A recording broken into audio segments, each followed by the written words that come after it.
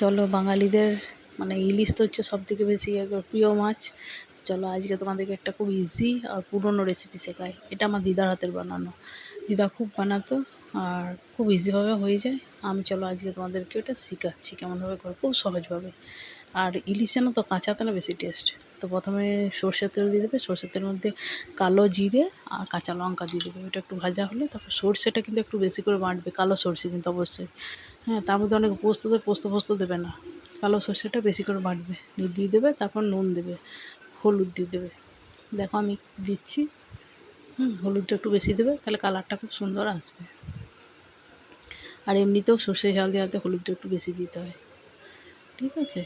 দিয়ে দেখো এবার তোমার ইলিশের পিসগুলোতে নুন আর হলুদ মাখিয়ে দিচ্ছি।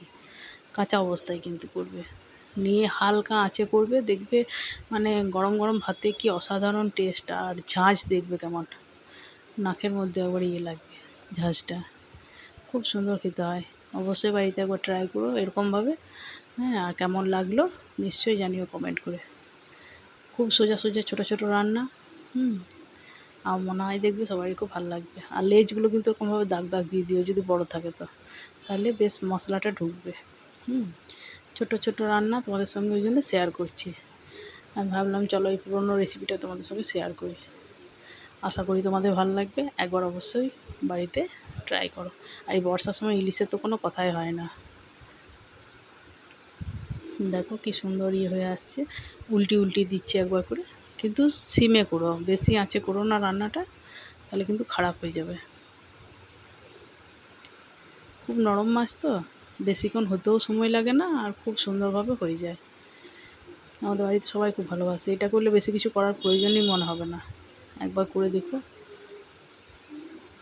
দেখো হালকা আছে, কিন্তু আঁচ কিন্তু আমি বাড়াইনি। এবার নামানোর আগে না একটু বেশি করে সর্ষের তেল দিয়ে দেবে। তারপর কিছুক্ষণ ঢাকা দিয়ে দিলে ওই তেলটাই না মানে ভেসে উঠবে।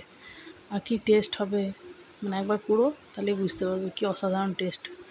আর দুটো কাঁচা লঙ্কা দিয়ে দিলাম। একটু ঝাল ঝাল না হলে ভালো লাগে না। সর্ষেটাতে আমি অবশ্য লঙ্কা দিয়ে বেটেছি, তবুও কাঁচা লঙ্কার সেন্ট দেখবে একটা আলাদাই লাগবে।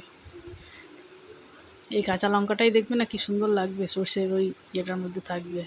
একটু গালা গালা মতো হয় তো, ঝোল রেখো না, গালা গালা মতো রাখবে। দেখো আমি রোদে আবার নিয়ে এলাম এটাকে তোমাদেরকে দেখানোর জন্য যে কালারটা কি সুন্দর হয়েছে। দেখো রান্নাঘরটাতে সেরকমভাবে আলো আসছে না, অবশ্যই কমেন্ট করে জানিও।